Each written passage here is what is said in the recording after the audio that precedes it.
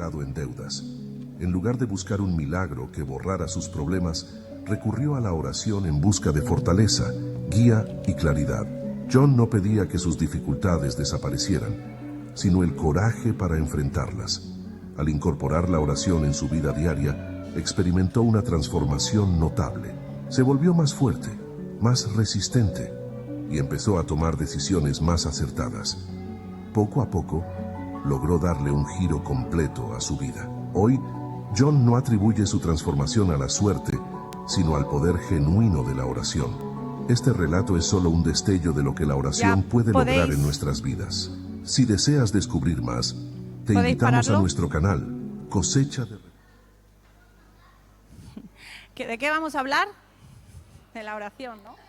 Del poder de la oración. A ver si dejamos un poquito salir a nuestros pequeños.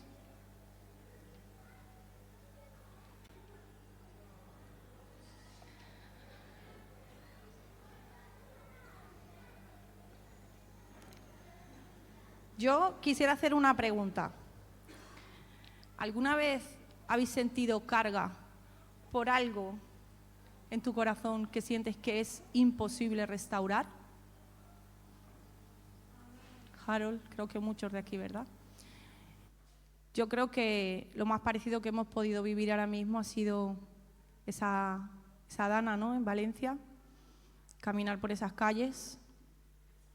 Ale contó hace unos días que estuvimos allí, ella contó su perspectiva, yo lo viví de otra manera, aunque sí un poco frustrada porque no podíamos hacer nada, pero nada más aterrizamos allí, empezamos a andar por las calles que ya nos adentramos adentro, yo empecé a llorar, ya le me dice, resérvate, que nos queda mucho camino. Y así fue, pero en ese mismo momento fue como que yo pude sentir que Dios me dijo, no estás aquí para levantar coches, ni para sacar palos, ni estás aquí porque necesito poner esa carga en vuestro corazón. Uno puede sentirlo en la televisión, puedes sentirlo porque te lo han contado, pero no es lo mismo cuando caminas por esas calles. Yo enseguida recuerdo que, no sé si María recuerda, le dije, María, estamos aquí para orar. Y ahí hicimos una calle ancha orando. Y parece que no hicimos nada, pero hicimos más que si levantáramos todos aquellos coches. Estuvimos orando por esas calles y pudimos traernos la carga para compartirla aquí y que muchos pudierais entrar allí. Y hoy quiero hablar de un personaje que le pasó algo parecido. Él sabía lo que era la oración y lo que era el valor de la oración y el poder de la oración. Y él se llama Nehemías. Aunque vamos a hablar del capítulo 2, no puedo empezar sin pasar por el capítulo 1, versículo del 3 al 4. Y me dijeron el remanente, los que quedaron de la cautividad, allí en la provincia, están en gran mal y afrenta, y el muro de Jerusalén derribado y sus puertas quemadas a fuego. Cuando oí estas palabras, me senté, lloré e hice duelo por algunos días, y ayuné y oré delante del Dios de los cielos. Me encanta el orden. Él se sentó, lloró, hizo duelo, pero inmediatamente supo lo que tenía que hacer. Oró y ayunó. Sabía que poco podía hacer más si no empezaba por ahí. Supo cuál era el principio de su tarea. Vamos entonces ahora sí al capítulo 2, si me perdonáis si estoy un poco nerviosa, hace tiempo que no vengo por aquí, parece que he perdido la práctica. Capítulo 2, versículo del 1 al 4. Sucedió en el mes de Nisán, en el año 20 del rey Artajerjes, que estando ya el vino delante de él, tomé el vino y lo serví al rey. Y como yo no había estado antes triste en su presencia, me dijo el rey, ¿por qué estás triste? ¿Por qué está triste tu rostro? Pues no estás enfermo. ¿No es esto sino quebranto de corazón? Entonces temí en gran manera. Y me dijo el rey, para siempre viva el rey. ¿Cómo no estará triste mi rostro cuando la ciudad, casa de los sepulcros de mis padres, está desierta y sus puertas consumidas por el fuego? Nehemías era el copero del rey, estaba en palacio. El copero era una persona de confianza del rey, una persona consejera del rey, una persona que probaba sus alimentos, todo lo que él tomaba para que no lo mataran. O sea, era una persona de confianza. Fijaros que parece que desde el capítulo 1 al 2 no ha pasado tiempo, pero sí había pasado tiempo. Habían pasado 4 meses hasta que se realiza ese encuentro. ¿Pensáis que en 4 meses Nehemías no había tenido tiempo de hablar con el rey antes? ¿4 meses? ¿Solo comió con esa vez con él? No creo, ¿no? Era su hombre de confianza. Si era su hombre de confianza, supongo que lo tendrían todos sus banquetes, en todas sus comidas. Sin embargo, Nehemías supo esperar el tiempo. No se adelantó. Es curioso que a veces, ante una crisis, cuando vemos una crisis, tenemos un mal tiempo, una decisión, enseguida hacemos las cosas por nuestra fuerza. Voy a hacer esto y esto y aquello y voy a ver cómo soluciono esto. Sin embargo, en Nehemías podemos ver que él esperó. Él fue, oró, ayunó y después de 4 meses actuó, aun con temor, porque dice que cuando el rey le pregunta ¿por qué está triste tu rostro?, fijaros que él vestiría como un siervo del rey. Comía, bebía, dormía, tendría privilegios que otros no tenían porque ya estaba delante del rey. O sea, él era un privilegiado. Y poner una mala cara al rey, va a ser que no, le estás dando la comida. Por eso él tenía temor, porque sabía que aquello le podía costar la vida. Pero sin embargo, sabía también que será el momento. Cuando tú tienes un tiempo de oración, cuando tú pasas a intimidad con Dios, sabes y disciernes y sabes cuál es el momento en el que debes de actuar. ¿Cuántas veces has fallado por no esperar el tiempo? ¿Cuántas veces te has adelantado, has tomado decisiones erróneas? En mayo, yo os voy a poner un ejemplo mío, en mayo yo decido sacar a David del cole. Decidí que no iba a cursar más y que se había acabado el instituto. Él hacía los 16 y ese era el periodo de tiempo que él tenía para espabilar. Si no espabilaba, él no iba a volver al instituto. No era por ponerlo a trabajar ni por motivos de dinero. Era porque yo soy de las mamás que piensan que prefiero un barrendero, un panadero, un recolector de naranjas firme y fuerte en el Señor que un médico perdido o un abogado perdido. Entonces, sí, le doy valor a los estudios, mucho, pero le doy más valor al corazón y al alma de mi hijo. Sus estudios se quedarán aquí, su alma se tiene que ir. Entonces, yo había tomado esa decisión, no iba a permitir que él siguiera haciendo de las suyas en el instituto y era una decisión tomada, pero aún así yo le dije, vamos a orar. Si de aquí a septiembre Dios me habla, tú vuelves al instituto. Si no, las cosas se quedan así, no volverás.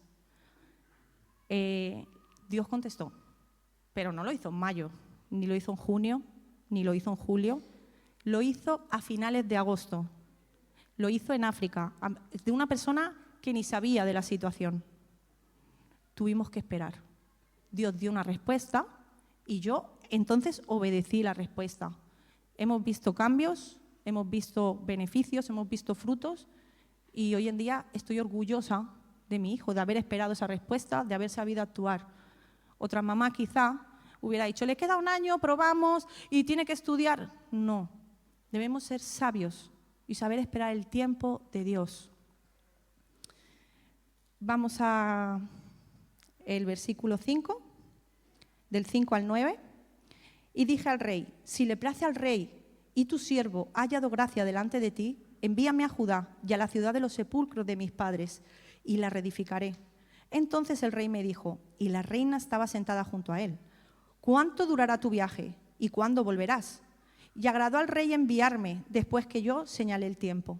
Además dije al rey, si le place al rey que se me den cartas para los gobernadores al otro lado del río para que me franqueen el paso hasta que llegue a Judá, y carta para Asaf, guarda del bosque del rey, para que me dé madera para enmaderar las puertas del palacio de la casa y para el muro de la ciudad y la casa en que yo estaré. Y me lo concedió el rey, según la benéfica mano de mi Dios sobre mí. Y vino luego los gobernadores del otro lado del río, y les di las cartas del rey, y el rey envió conmigo capitanes del ejército y gente de a caballo. Si os dais cuenta, dice que la mujer del rey estaba con él. A mí eso me llamó la atención y me puse a investigar. Y resulta que en algunas culturas, en aquellos tiempos, por ejemplo en los persas, sus mujeres tenían un peso muy... O sea, eran consejeras de sus maridos y ellos tenían muy en cuenta las decisiones que iban a tomar. Fijaros cómo ¿os pensáis que era casualidad que en esa comida la mujer del rey estuviera ahí? No. Dios sabía, Dios la puso y aún abrió más camino para Nehemías. Cuando nosotros estamos en obediencia y en el tiempo, Dios mueve las circunstancias, pone las personas, realiza la obra. Tú solo tienes que decir sí y amén, dar ese paso y Él abre camino. Es curioso que este punto requiere sabiduría. Este es el punto 2 de mi predi y habla de la sabiduría. ¿Por qué? Porque Nehemías no solo había orado, que eso está muy bien, ¿no? Pero Nehemías también sabía lo que necesitaba. Se había preparado en esos 4 meses. Sabía qué necesitaba y cómo obtenerlo. La fe no es pasiva. La fe no es yo creo, Dios lo va a hacer y me quedo quieta. No. Nehemías había sacado cuentas, había hecho cálculos. Cuando se posicionó ante el rey, él no sabía cuál era el tiempo, pero se había preparado para ese tiempo. Cuando se posicionó ante el rey, ya todo estaba planificado. Y muchas veces pedimos algo y estamos esperando algo, pero ¿estamos preparados para obedecer? ¿Estamos preparados para movernos? Ahora mismo, algo que se está haciendo en la nave es que tenemos una promesa de que vamos a salir. Entonces, ¿qué se está haciendo? Pues se está equipando con sonidos, se está equipando con audiovisuales. ¿Por qué? Porque esas son cosas que nos vamos a poder llevar para la nave nueva. Hay sillas de más, nos estamos preparando. Pero, ¿tú te estás preparando para lo que Dios quiere para ti? Muchos decimos, no en mi caso porque estoy casada, pero muchos estáis esperando la promesa de una persona con la que caminar. ¿Tú te estás preparando como hombre, como esposa, como futura mamá? ¿Lo vas a hacer en el momento? Pues va a ser un caos. Si no estás casada, empieza a orar para ser la esposa que esa persona necesita y sobre todo saber que esa persona es la que Dios tiene para ti. Si vas a abrir un negocio, prepárate y ora y saca cuentas, saca cálculos. No podemos hacer las cosas a la dula, porque entonces las cosas no salen bien. Nehemías nos enseñó que él planificó. Él, cuando se posicionó delante del rey, sabía muy bien lo que necesitaba para restaurar aquellas murallas. Yo no sé qué tienes tú por restaurar hoy, si es tu familia, si es tu negocio, si es tu ministerio. Las murallas que dices, tanto valor tenía una muralla, pues si podían estar adentro. Esas murallas, espiritualmente, son muy importantes. Porque representan, y es que lo tengo aquí escrito porque me encantó como lo encontré, representan una estructura física, representaba lo que era restaurar la fe, la esperanza, la seguridad y un símbolo de consagración y obediencia a Dios. Separaba a Jerusalén como una ciudad santa. ¿Qué murallas son las que tú tienes derribadas? ¿Qué murallas son las que tú tienes que levantar? Quizás sean las de tu matrimonio. Cuidado, que cuando no hay murallas, tiene por dónde colarse el enemigo. Ellos tenían miedo. Les recordaba la afrenta, la vergüenza. Habían sido avergonzados. Su templo había sido destruido. Hasta 2 equipos habían habían ido a levantar ese templo. Y los 2 equipos poco habían podido hacer. Hasta que llegó Nehemías. Y yo creo que la diferencia de esos 2 equipos, 2 remanentes que habían llegado antes, al remanente de Nehemías, fue que él sabía que tenía que orar. La oración es tu escudo. La oración es tu refugio. La oración es tu fortaleza. La oración lo es todo para el cristiano. Si no tienes oración, déjame decirte que tus muros están caídos. Cuidado, cuidado. En mi casa, cuando hay un problema, conmigo no quieren hablar muchas veces, porque yo los mando a orar. Ponte a orar, vamos a orar. saca el aceite, vamos a orar, hay que orar. Entonces, me suelen huir. Pero ¿sabéis qué pasa? Que cuando oran y ven la respuesta, están aprendiendo que orar para nosotros siempre es la respuesta. Orar es la respuesta. Y muchas veces decimos, le preguntas a Mariluz y Mariluz te dice, nena, ora. ¿A cuánto nos ha pasado eso y haber dicho, tú con todo tu problema vas y ella te dice, nena, ora? Y tú dices, ¿serio? ¿Y ya? Y ya. Y ya. Ella sabe cuándo te tiene que dar una palabra y cuándo es algo de oración. Aunque siempre es de oración. Pero a veces es conjunta y a veces en solitario. Y no podemos pretender tener siempre un bastón. Nehemías se sentó solo. Nehemías oró solo. Nehemías ayunó solo. Nehemías se preparó para su propósito. ¿Cuánto te estás preparando tú para el tuyo? Yo me duelen los oídos muchas veces de escuchar, es que mi llamado, es que mi ministerio, es que sí, pero ¿cuánto te estás preparando para eso? ¿Cuánto estás orando para eso? ¿Cuánto estás dispuesto a dar para eso? ¿Estás dispuesto a ponerte delante del rey aún con miedo? Nehemías lo estuvo, porque tenía clara una visión. Sabía hacia dónde iba y sabía cuál era el propósito. Y su corazón latía con el propósito de Dios. No había, cuando tú tienes un propósito que Dios pone claro en ti, déjame decirte que eso no hay agua que lo apague, no hay problema que lo apague. Y lo tienes tan claro que estás determinado y vas a ir a por ello. Hace 2 años Dios me dio una orden y he estado muchas veces a punto de dejarla. Doy gracias por esas personas que rompen el techo para otros. Alguien me dijo, termina lo que estás haciendo y en 2 años entenderás. Me ha costado, ha sido un propósito tan duro, un proceso tan doloroso. He tenido en ese proceso hasta pérdidas de mucho valor para mí, de mucho valor. Pero yo quiero ser Nehemías. Yo quiero ponerme delante del rey. ¿Por qué? Porque me apasionan las almas, me apasiona Dios, me apasionan los propósitos. Entonces, si estás aquí y no tienes claro ni por qué, hazte esa pregunta. ¿Qué quiero? ¿A dónde voy? ¿Qué quiere Dios conmigo? Dios quiere tu corazón. Quiere pasar tiempo contigo. Quiere la intimidad. Quiere hablarte, pero necesita que lo escuches, que te sientes, que te deleites, que esperes esos 4 meses sin distraerte. La fe requiere acción.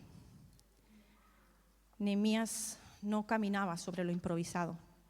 Nehemías sabía lo que quería. Vamos al versículo 10. Pero oyéndolo Sanbalat, Horonita y Tobías, el siervo amonita, les disgustó en extremo que viniese alguno para procurar el bien de los hijos de Israel. En el camino te vas a encontrar con estos dos. Cuando decidas, o si estás reconstruyendo tus muros, se llamen como se llamen, o has decidido hacerlo o piensas hacerlo, que sepas que el desánimo va a venir. Y a veces vienen de las personas que más cercanas tienes, porque el enemigo sabe de lo que se usa. A veces viene de las personas que te aman, pero se equivocan. Pero por eso es importante esos 4 meses de oración, para que aunque te cruces con el señorito Tobías y el Sanbalat, tú recuerdes que tienes una orden y que ni el desánimo ni la humillación, que fue lo que él estuvo viviendo aquí, va a poder contigo. Porque por encima de la humillación está la obediencia. Y vamos al 18, del 18 al 20. Entonces les declaré cómo la mano de mi Dios había sido buena sobre mí, y asimismo las palabras que el rey me había dicho, y me dijeron, levantémonos y edifiquemos. Así esforzaron sus manos para bien. Pero cuando lo oyeron Sanbalat, Horonita, Tobías el siervo amonita y Gesem el árabe, hicieron escarnio de nosotros y nos despreciaron diciendo, ¿qué es esto que hacéis vosotros? Yo rebeláis contra el rey.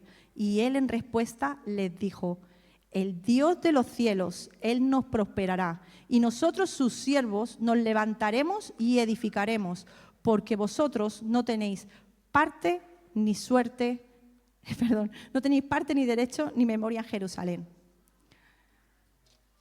No valías con dos. Si os dais cuenta, se suma uno más. Uno más. Cuando uno sabe que va hacia la dirección correcta, la opresión no es poca. Vas a enfrentar burlas y escarnios. Te van a humillar muchas veces. Vas a pasar vergüenza. Hacer la voluntad de Dios no es fácil. No es fácil. Así que, si te han vendido que esto es un camino de rosas, yo te voy a decir hoy que estrecho y angosto es el camino de la salvación. Pero es el mejor camino que yo he podido caminar y que puedo caminar. Nehemías necesitó discernimiento para poder enfrentar a estos tres y seguir con lo suyo, pero supo a quién darle la gloria. Él sabía quién lo había mandado. Y yo te quiero poner un ejemplo. Mateo 27, del 27 al 31, de alguien que también lo tenía muy claro. Y pues si alguna vez te preguntas o te dices, me da vergüenza, yo no tengo por qué pasar por aquí, ¿por qué me pasa esto a mí? Es que te sientes humillado, te sientes mal y quieres soltar la toalla, te voy a poner un ejemplo de alguien que no la soltó por ti. Entonces los soldados del gobernador llevaron a Jesús al pretorio y reunieron alrededor de él a toda la compañía. Y desnudándole le echaron encima un manto de escarlata y pusieron sobre su cabeza una corona tejida de espinas y una caña en su mano derecha, e hincando la rodilla delante de él, le escarnecían diciendo, salve al rey de los judíos. Y escupiéndole, tomaban la caña y le golpeaban en la cabeza. Después de haberle escarnecido, le quitaron el manto, le pusieron sus vestidos y le llevaron para crucificarle. ¿Te da cosa pasar vergüenza? ¿Piensas que vas a tener que pasar por algo de eso? ¿Que te van a escupir? ¿Que te van a crucificar? Yo creo que aún estamos lejos de eso, pero Él sí lo pasó por ti. Él sí sufrió aquella vergüenza por ti. Cuando tengas que obedecer y cuando el camino en esa obediencia, ese propósito, te toque soltar personas, te toque soltar amigos, te toque soltar trabajos que te gustan, te toque soltar muchas cosas, porque ese es el camino, soltar muchas veces cosas que amas. Recuerda que Él no escatimó por ti y por mí. Ese fue el precio de que tú y yo hoy tengamos una vida de paz, de que en medio de nuestras tormentas y en medio de este mundo que no hay quien lo aguante, tú puedas estar tranquilo, porque la paz es algo que el mundo busca y no lo encuentra, y ese fue el precio de tu paz, el precio de mi paz. Hoy estamos aquí por ese escarnio, por esa vergüenza, por esa afrenta. Esa afrenta nos dio la salvación y nos dio la libertad que hoy tenemos y de la que gozamos. Los hogares que hoy tenemos, muchos reconstruidos por Dios. Las familias que hoy se reúnen a una mesa, que son pocas fuera en el mundo, pero las nuestras pueden. Y cuando no tienes familia, Dios te dio una tan grande como esta. Este fue el precio de la cruz. Fue por ti y fue por mí. Hebreos 12:2.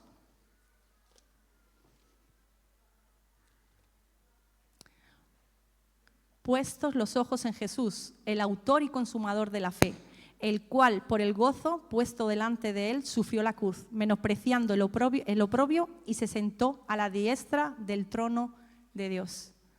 Aún más, lo menospreció todo. Lo dio igual, por amor a ti y a mí. Da igual que Sanbalat se levante en tu vida. Da igual que Gesén, el árabe, venga y te critique y te juzgue y te apunte. Da igual lo que ellos digan. Cuando tú tengas esa intimidad con Dios, tendrás tan claro lo que Él te ha demandado, lo que Él quiere contigo y para ti y tus generaciones, que no va a haber quien te frene. Y cuando te venga la vergüenza, porque muchos hemos pasado por ahí, por vergüenza, por difamación, por cualquier cosa de esas, da igual. Puestos mis ojos en Jesús. Si Él pasó todo aquello, yo lo puedo pasar. Yo soy menos que Él. Polvo de la tierra insignificante, sierva inútil.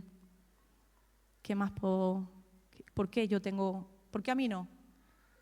Eso es orgullo. Y solo la intimidad nos lo revela. Y con esto termino. La restauración de cualquier área de nuestras vidas, familiar, personal, ministerial, comienza con la oración. Se requiere sabiduría y preparación y requiere valor para enfrentar la oposición. Da igual cuáles sean tus muros. Hoy Dios te dice, yo te ayudo, lo hacemos juntos. Él quiere quitar nuestra vergüenza, Él quiere hablarnos, pero necesitamos intimidad. ¿Cuántos quieren un avivamiento? Pues sin intimidad no hay avivamiento, porque es ahí, es en el cuarto, es donde nadie te ve y donde nadie te escucha. Y luego cuando vienes aquí el resto se refleja, pero es con Él y tú con Él y Él contigo. Así que os animo y me animo a que podamos ser esos Nehemías que supieron dónde estaba la fuente, cuál era su espada, su escudo, su refugio y su fuerza. Hoy Jesús te dice, ven a mí, yo te ayudo.